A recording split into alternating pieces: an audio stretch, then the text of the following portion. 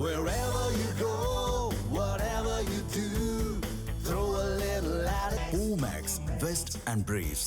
வெனிசுலாவில் ஏற்பட்ட சக்தி வாய்ந்த நிலநடுக்கம் காரணமாக 1,00,000க்கும் மேற்பட்டோர் உயிரிழந்திருக்கலாம் என அச்சம் தெரிவிக்கிறது. வெனிசுலாவில் ரிக்டர் அளவில் 7.2 மற்றும் 7.5 என அடுத்தடுத்து சக்தி வாய்ந்த நிலநடுக்கங்கள் ஏற்பட்டன. நிலநடுக்கத்தின் போது தலைநகர் காரகாஸ் உள்ளிட்ட பகுதிகளில் ஏராளமான குடியிருப்புகளும் வணிக வளாகங்களும் இடிந்து விழுந்திருக்கின்றன. இது குறித்த கூடுதல் விவரங்களோடு இணைகிறார் நமது செய்தியாளர் கவியரசன். கவியரசன், கூடுதல் விவரம் என்ன? வணக்கம் அபிராமி. ஒரு வரலாற்று பேரழிவு அப்படிதான் இந்த நிகழ்வை சொல்லணும். இதுவரைக்கும் பார்க்காத ஒரு மிகப்பெரிய இயற்கை பேரிடர், அதனால் ஏற்பட்ட உயிரிழப்புகள் அப்படின்னு தான் இந்த நிகழ்வை சோகத்தோட பார்க்க வேண்டியிருக்கிறது. தென் அமெரிக்க நாடான வெனிசுலாவில் அடுத்தடுத்து 2 சக்தி வாய்ந்த நிலநடுக்கங்கள் ஏற்பட்டன. இது அமெரிக்க புவியியல் ஆய்வு மையம் வெளியிட்டிருக்கக்கூடிய தகவல் படி வெனிசுலாவுடைய கரீபியன் கடற்கரை பகுதியில் இருக்கக்கூடிய மெரோன் நகருக்கு மேற்கே பூமிக்கு அடியில 13 கிலோமீட்டர் ஆழத்துல இந்த நிலநடுக்கம் ஏற்பட்டதாக சொல்லியிருக்கிறாங்க. முதல் நிலநடுக்கம் ரிக்டர் அளவுகோல 7.2ஆகவும் அடுத்த சில வினாடிகள்லயே இரண்டாவது நிலநடுக்கம் 7.5 ரிக்டர் அளவுகோல்லையும் பதிவாகி இருக்கிறது. இது ரெண்டுமே ஒரு பெரிய சேதத்தை ஏற்படுத்தி இருக்கிறது. குறிப்பாக தலைநகர் காரகாஸ்ல இருக்கக்கூடிய முக்கியமான பகுதிகள் எல்லாம் பெரிய அளவுல சேதமடைந்திருக்கின்றன. அல்தாமிரான்னு ஒரு இடம் இருக்கு, அந்த இடத்துலதான் பல வெளிநாட்டு தூதரகங்கள் இருந்தன, அவையும் சேதமடைந்திருக்கிறது.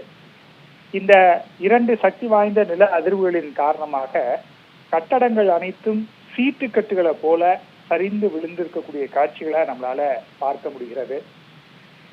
வணிக வளாகங்கள், வீடுகள், அரசு அலுவலகங்கள்னு எல்லா கட்டடங்களும் இடிந்து விழுந்திருக்கின்றன. இதன் காரணமாக மக்கள் வீதிகள்ல அலறி அடித்து ஓடிய காட்சிகளையும் நம்மளால பார்க்க முடிகிறது. பலர் இடிபாடுகளுக்கு இடையே தங்களுடைய உறவினர்கள் எப்படியாவது உயிரோட கிடைச்சிட மாட்டாங்களான்னு தேடக்கூடிய காட்சிகளையும் நம்மளால பார்க்க முடிகிறது. இதெல்லாம் பெரிய வலியையும் வேதனையையும் ஏற்படுத்தக்கூடிய விஷயமாக இருக்கிறது. இந்த இடிபாடுகளுக்குள்ள சிக்கி இதுவரைக்கும் 164 பேர் உயிரிழந்திருக்கிறாங்க அப்படின்னு வெனிசுலா அரசாங்கம் சொல்லியிருக்கு.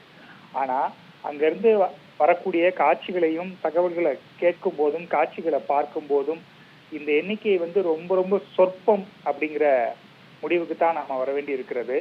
சில சர்வதேச ஊடகங்கள் இந்த நிலநடுக்கம் காரணமாக 10,000 முதல் 1,00,000 பேர் வரைக்கும் உயிரிழந்திருக்கலாம் அப்படிங்கிற ஒரு அதிர்ச்சி தகவலை சொல்றாங்க. இது ஒரு அச்சமாகத்தான் இதுவரைக்கும் இருக்கிறது. அதிகாரப்பூர்வமாக எந்த அறிவிப்பும் வரல. இருந்தாலும் கூட அந்த சேதங்களை பார்க்கும்போது நிச்சயமாக ஆயிரக்கணக்கானோர் உயிரிழந்திருக்கக்கூடிய ஒரு கெடுவாய்ப்பு தான் இருக்கு அப்படின்னு தான் சொல்றாங்க. மிகப்பெரிய வேதனை தரக்கூடிய செய்தியாக இது இருக்கிறது.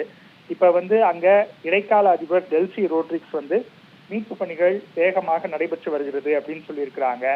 எல்லா ஏஜென்சியும், அதாவது மீட்பு படையினர் மட்டும் இல்லாம தீயணைப்பு வீரர்கள், இராணுவம், அரசு அதிகாரிகள், பிற துறைகள் அனைவருமே இந்த மீட்பு பணியில தீவிரமாக ஈடுபட்டு இருக்கிறாங்க.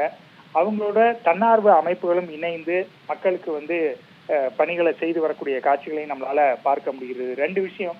ஒன்று, இடிபாடுகளுக்குள்ள இருக்கிறவங்களை எப்படியாவது யாராவது உயிரோடு இருந்தால் அவர்களை காப்பாற்றி அவர்களுக்கு சிகிச்சை கொடுப்பது அப்படிங்கிறது, அதுவும் நடந்திருக்கிறது. ஏராளமானவர் மீட்டு மருத்துவமனையில அனுமதிச்சு சிகிச்சை கொடுத்துட்டு வர்றாங்க. அதே மாதிரி தப்பிச்சவங்களுக்கு தற்காலிக ஒரு இடத்தை ஏற்படுத்தி கொடுக்கறது, அவங்களுக்கு தேவையான உணவு உள்ளிட்ட அடிப்படை வசதிகளை கொடுக்கறது, இந்த மாதிரியான மிகப்பெரிய சவாலை இன்றைக்கு வெனிசுலா சந்திச்சிருக்கிறது. அங்க தற்போது நிரந்தர அதிபர் இல்ல, இடைக்கால அதிபர் தான் இருக்கிறாங்க. நான் குறிப்பிட்ட மாதிரி டெல்சி ரோட்ரிக்ஸ். அதனால அவங்க ஒட்டுமொத்த நிர்வாகத்தையும் இதுல களமிறக்கி போர்க்கால அடிப்படையில மீட்பு பணிகளை மேற்கொள்றோம் அப்படின்னு சொல்லியிருக்கிறாங்க. அவங்க அவ்வாறு சொன்னாலும் கூட மீட்பு பணிகளை செய்யறதுல மிகப்பெரிய சவாலை வெனிசுலா சந்தித்து வருகிறது அப்படிங்கிற தகவலும் அங்கிருந்து வெளியாகி இருக்கிறது. 1,00,000 பேர் உயிரிழந்திருக்காங்க அப்படிங்கிறப்ப இது ஒரு வரலாற்றுல மிகப்பெரிய ஒரு துயரமாக, ஒரு கருப்பு நிகழ்வாக பதிவாகும் அப்படிங்கிறதுல எந்த மாற்று கருத்தும் கிடையாது. இது வெனிசுலா நாட்டினுடைய ஒட்டுமொத்த அந்த வரலாற்றிலேயே பார்க்கும்போது இதுதான் வந்து மோசமான இயற்கை பேரிடர்னு அந்த நாட்டினுடைய இடைக்கால அதிபர் வந்து தெரிவித்திருக்கிறாங்க. அதை வைத்தே நம்ம வந்து இதனுடைய ஒரு சேதம் எந்த அளவுக்கு இருக்கும் அப்படிங்கிறது நம்மளால புரிந்து கொள்ள முடிகிறது. இதுல இன்னொரு பெரிய சிக்கல் என்ன அப்படின்னா, வெனிசுலாவினுடைய மிக முக்கியமான சர்வதேச நுழைவு வாயில்னு சொல்லுவாங்க. அது வந்து சைமன் பொலிவர் சர்வதேச விமான நிலையம். ஆனா இந்த நிலநடுக்கம் காரணமாக அந்த விமான நிலையமும் பெரிய சேதத்தை வந்து சந்தித்திருக்கிறது. அதன் காரணமாக வெளிநாடுகளோட அவங்களுக்கு இருக்கக்கூடிய அந்த கனெக்ஷன் அப்படிங்கிறது குறைந்திருக்கிறது. இப்ப யாராவது மீட்பு படைகள் வந்து அங்க போறதுக்கோ அல்லது அங்கிருந்து உயிர் பிழைச்சவங்களை வெளியில இது பண்றதுக்கோ எந்த வாய்ப்பும் இல்லாத மாதிரியான ஒரு சூழல் தான் அங்க இருக்கு அப்படின்னு சொல்லியிருக்கிறாங்க. ஆனால் முடிந்தவரை வந்து மக்கள் காப்பாற்றப்பட வேண்டும். ஏன்னா வந்து எந்த வித்தியாசமும் இல்லை. வீடு, மருத்துவமனை, வணிக வளாகம், திரையரங்கம், அரசு அலுவலகங்கள், பல நாட்டு தூதரகங்கள் உட்பட பயங்கர சேதம் ஏற்பட்டிருக்கிறது. அதாவது 10 மாடி, 8 மாடி, 3 மாடி இப்படி எந்த வித்தியாசமும் இல்லை. பல கட்டடங்கள் வந்து அப்படியே சீட்டுக்கட்டு மாதிரி சரிந்து விழுந்திருக்கிறது.